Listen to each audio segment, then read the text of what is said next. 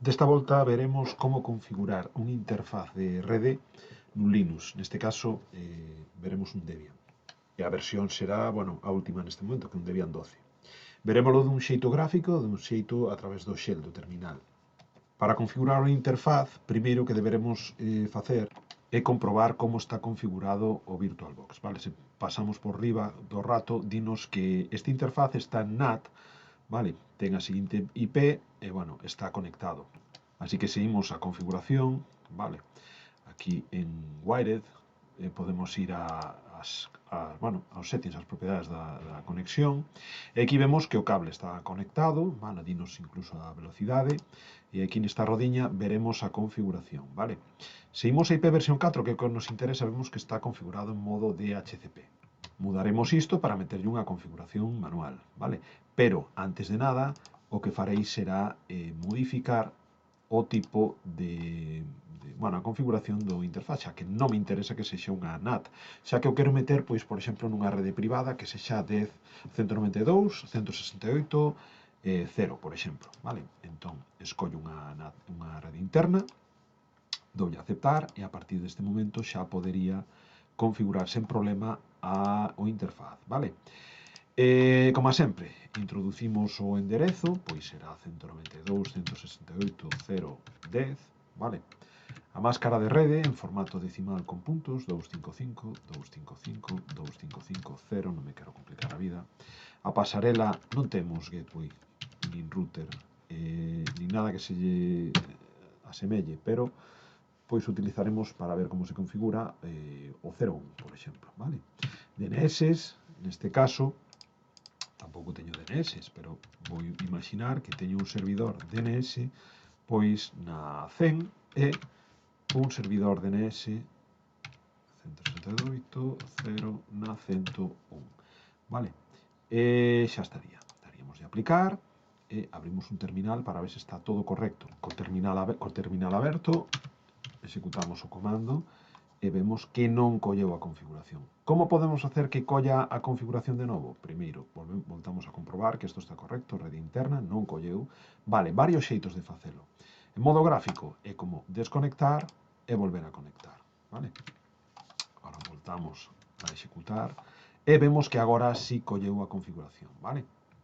Isto sería se o facemos dende un modo gráfico. Se o queramos facer dende un modo bueno, dende o shell, dun modo, pois, porque non temos contorno gráfico, porque nos apetece. Xa vos digo que, por regla xeral, os Linux, o xeito de traballar con eles a nivel de configuración de interfaces de red é moito máis habitual facelo na consola, vale? Entón, o que temos que facer é editar un ficheiro que se está dentro de etc, vale? Network interfaces, vale? Lembrade o tabulador, vale? Este é o ficheiro que temos que configurar. Que pasa? Que para configurar este ficheiro, primeiro deberemos comprobar unha cousa. A cousa que debemos comprobar é que o noso interfaz está, bueno, o nome do noso interfaz, vale?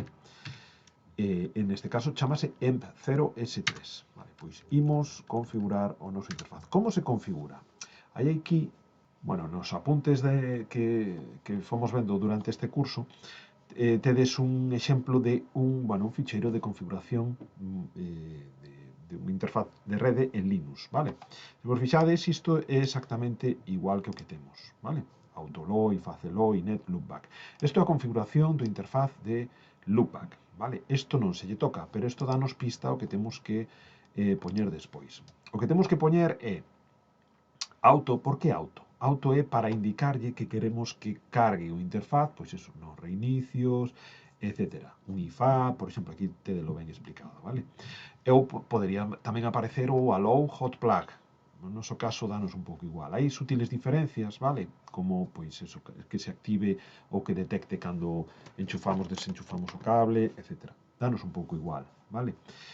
Podemos utilizar sen ningún tipo de problemas auto, o nome do interfaz, e debaixo, pois, como pon aquí, IFACE, a palabra reservada IFACE, vale? O nome do interface, INET, xa que estamos traballando con TCP/IP na súa versión 4, e static, porque queremos facer unha configuración manual, vale? A continuación, poñemos o enderezo IP, vale? Aquí tedes un exemplo dun enderezo IP, neste caso privado, válido, unha máscara de rede, un router, un gateway, e os servidores DNS. Se vos fixades, son exactamente os mesmos datos que puxen a nivel gráfico, vale? Entón, neste caso, vou mudar o interfaz, utilizarei datos de outra rede privada, vale? Pero exactamente igual. Fixadevos que os nomes son bastante significativos. Address, netmask, gateway, DNS name server. Co cal non ten demasiada complexidade. Iso sí, sede estrictos coa sintaxe porque senón teredes problemas. Non funcionará directamente o interfaz correctamente. Acabo de pegar esta configuración, o que fixen foi mudar os datos, vale? Utilizarei unha rede privada, pero desta vez do rango 172.16/12, pero, bueno, utilicei unha máscara cómoda, con a máscara 24, e os datos, pois, son moi semellantes, vale? O 010 para o equipo, 01 para o gateway, vale? E 100 e 101 para os DNS, vale? Que teño que facer agora? Agora o que teño que facer é guardar os cambios, vale? E reiniciar a interfaz. Como reinicio a interfaz? Hai varios xeitos. Aquí nesta páxina tamén vos poño varios deles.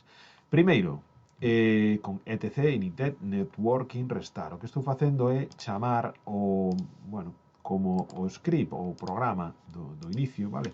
Para que faga un restart, vale? Outro exemplo, moi semellante, xa que utilizan o mesmo, systemctl, vale? Pois con systemctl, vale? O que quero facer é o servicio, ok? Outro exemplo sería con service, vale? Estamos realizando o mesmo, pero de xeitos diferentes. Service, networking, restart, ou tamén se podería facer un reload, se non me equivoco, vale? Que deste caso, deste xeito, non estaría reiniciando o interfaz, senón simplemente recargando a configuración, vale? E tamén, se temos instaladas as NetTools, podemos facer un if down e despois un if up, vale? Despois de facer todo isto, temos que comprobar que efectivamente funcionou. Así que voltamos a realizar esta comprobación e vemos que xa colleu os cambios na configuración. Incluso se imos aquí a pantalla o modo gráfico, vemos que bueno, os cambios están replicados, xa están bueno, xa se fixose efecto das modificacións que fixemos. Que pode ocurrir? Que a primeira vez, se vos fixades, eu cando modifiquei este ficheiro, non había entrada. Entón pode darse o caso que ao non haber entrada é como se non detectase o interfaz.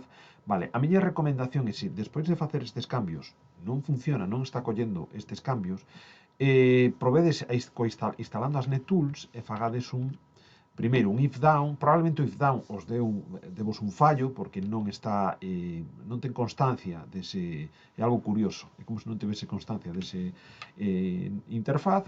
Facedes un if up, e se co if up sigues a funcionar, entón directamente habería que facer un reinicio, vale? Xa vos digo, isto non sempre é así, pero hai casos particulares nos que, bueno, simplemente vos lo comento para que non vos frustredes, porque isto pode pasar.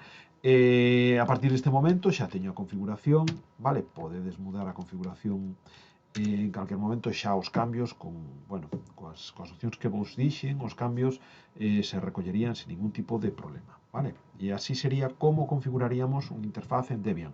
Ollo, en Debian, en Ubuntu, cambio o conto.